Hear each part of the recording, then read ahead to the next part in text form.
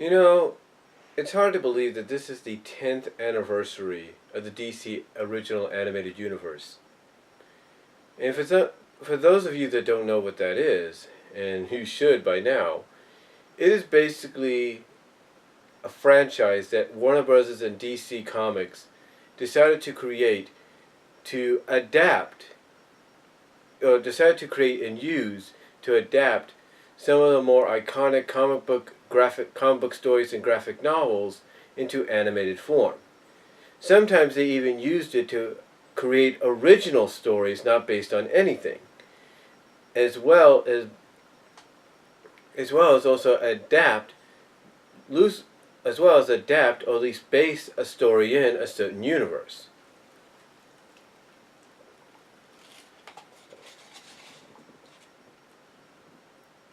A prime example of some of the originality strives from Justice League Gods of Monsters, Justice League Dark, to recently Batman and Harley Quinn, as well as the other adaptation, or at least as well as the other story that they did, which was adapted or based in this universe, was Batman Assault on Arkham, which is based on the Batman Arkham video game series. But a majority of the time, for a majority of the roster for the past decade has consisted of stories that have been based, straight up adapted, or loosely adapted on some of the more iconic graphic novel stories and comic book story arcs. Sorry for the pause there, I was trying to think about what I was going to say next. And just like Snow White and the Seven Dwarfs was the one that started it all for the Walt Disney Animation and Walt Disney Pictures, the death of Superman was the one that started it all as far as the DC original animated films go. And for it to be the one that started off and to be adapted into an original animated film, when that was announced, people like me were excited. Because here, you talk about starting off strong. Warner Brothers and DC basically was showing that, or basically giving us one of the more iconic, most controversial, if not beloved, and darker of their DC animated story arcs and graphic novels that they've ever had. If not in the history of DC, if not in the history of all comic books, period. This even made it across not social media at the time, but this made it across all media platforms, from Entertainment Tonight to national news to local news, you name it. It made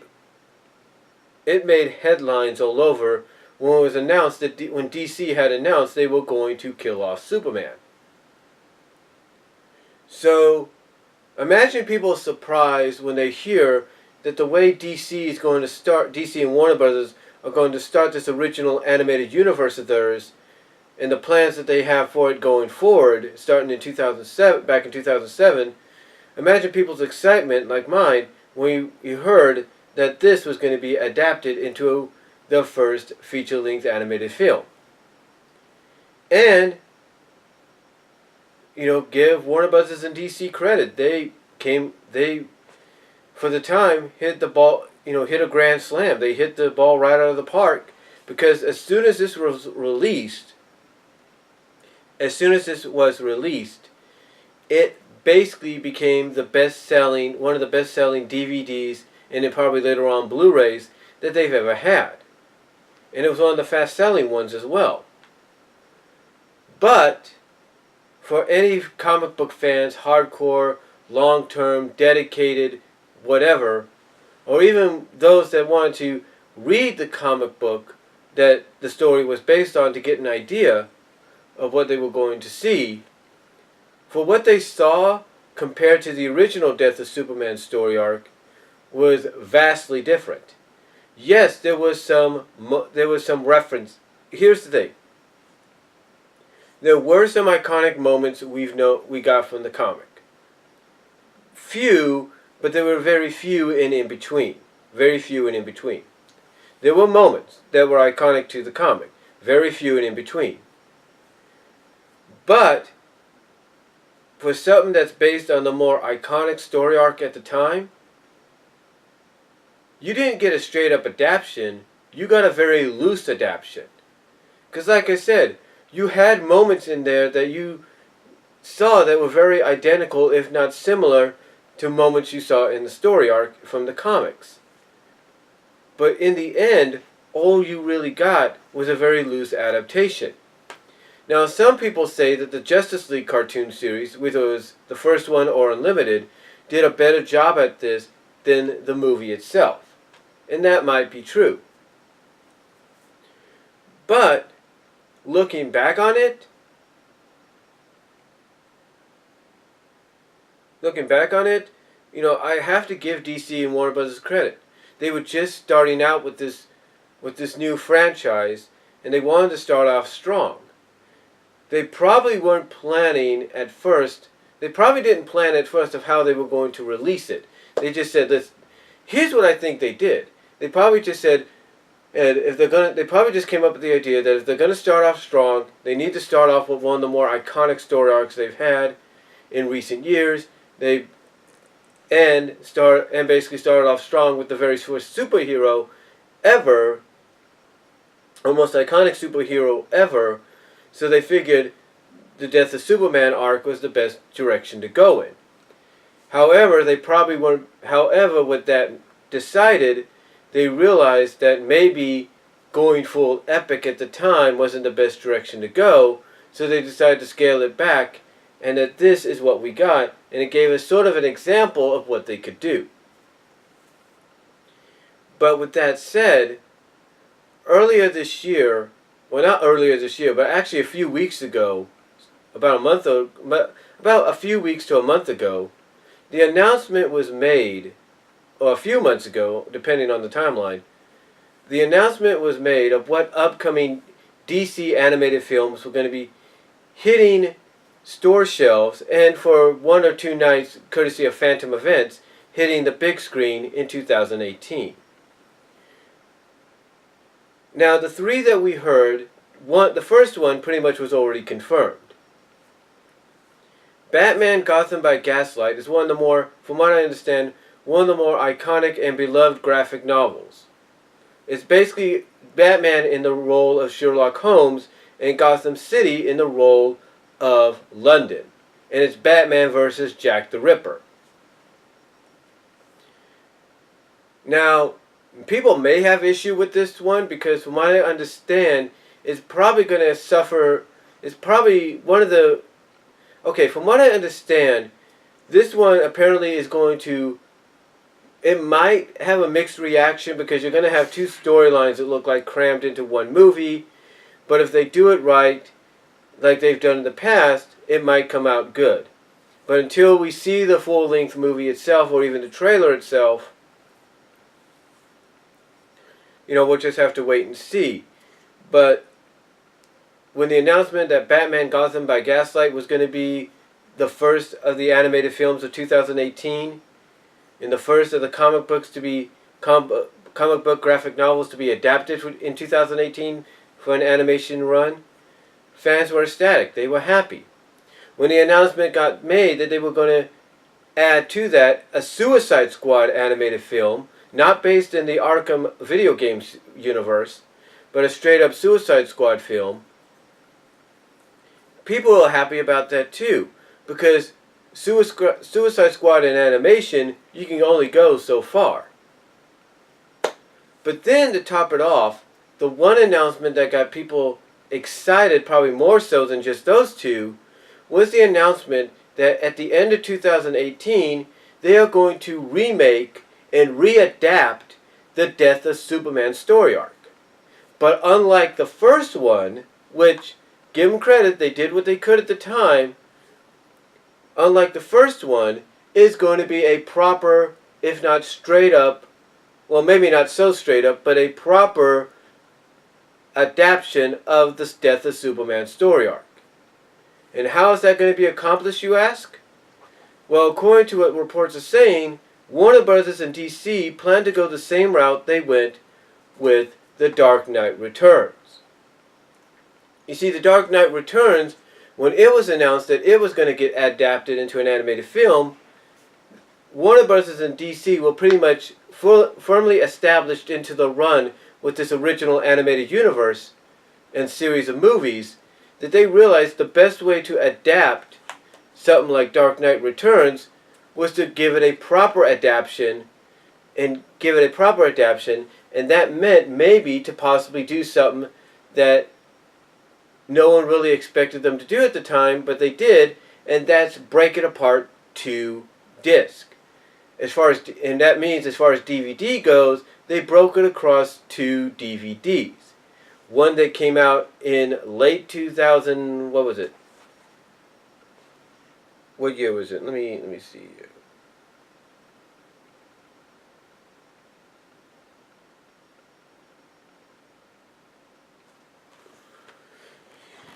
Let me get my glasses for this. Hold on.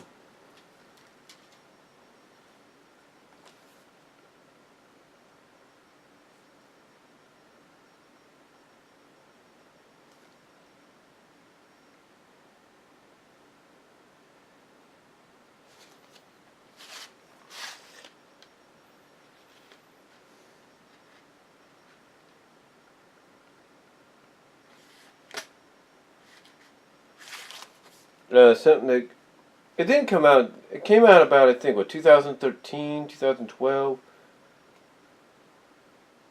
No, actually, it came out. Now I think about it, it came out around 2013, 2014, I believe. Anyway, with that said, they basically being about 7 years into being firmly established, they realized that the only way they're going to do a proper adaptation of something like this was to go a route that they never really planned on going on, and that was a 2-disc route. That's why you ended up getting the first part of The Dark Knight Returns in the late portion, I believe, of 2012, I believe, or 2013, and you ended up getting the other part at the beginning of the next year. So you basically got the full adaptation, or at least a more proper adaptation, maybe not straight up adaptation, but proper one, of The Dark Knight Returns. And if you want a good example of that, this is the Blu-ray version, and this is both films on the Blu-ray. So imagine the DVD release as well.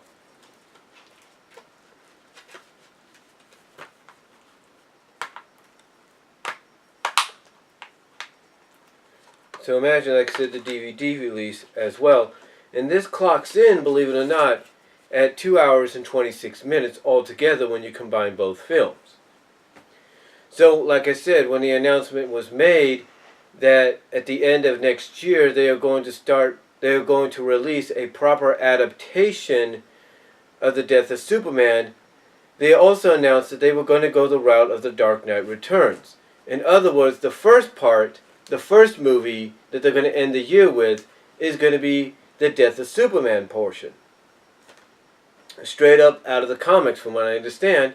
And then the following year, 2019, the beginning of that, is when they're going to wrap it up with the second half of the Death of Superman arc, the reign of the Superman.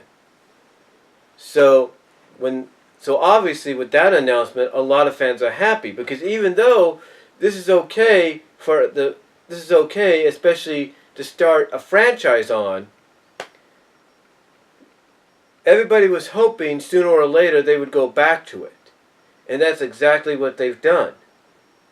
Because let's be honest, I think even those people at Warner Brothers realized, yeah, this was great to start off with, but we need to go the proper route. We need to give these people a proper adaptation, and that's what they've gone and done.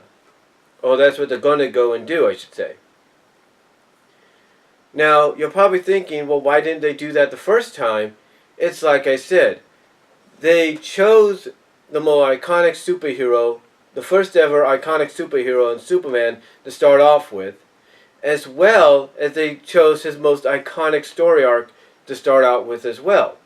But you see, starting out at the time, they probably didn't want to take a chance and maybe splitting it into multi-parts, and realized the best solution was to kind of cram as much as they could in and just not make a straight up adaptation, but a loose adaptation to kind of give us an idea of what they were going to give us as far as adaptations or original movies, original animated films and movies were concerned. So, with that announcement, with the announcement that the death of Superman and the overall story arc, which is a 1-year story arc, if you can believe that, to hear that that's going to get a proper adaptation starting at the end of next year, I think it's the best news we've gotten ever. Because I think they saw how well this sold and how many people praised this for the fact that even though maybe with a few exceptions and flaws, that it's pretty much the most straight up adaptation of any of the graphic novels or stories. They probably realized that the time was right to go in this direction, and that's what they're going to do. How it's, who they get to come in and voice Superman, Lois Lane, members of the Justice League, Batman, all them, Flash, whatever, Cyborg, Superman, Superboy, Steel, Eradicator, whoever they bring in to voice these characters, I could say this: they're going to have a tall task ahead of them, because this is one of the more iconic story arcs we have ever seen, period. So, in the end, am I happy that we're getting a proper adaptation? Absolutely. We're finally going to get it. Is this just a sign that once in a while studios like Warner Brothers and DC can make up for what they've done in the past, that they can go back and readapt something in a more proper light? Absolutely. Will it be a huge hit? That's unknown. But we'll have to wait and see. But really, that's all I have to say on the fact that in 2018 we'll be getting a proper readaptation of the Death of Superman arc. So let me know what you guys think down below. Comment if you like. Video responses are greatly appreciated. I'll talk to y'all later.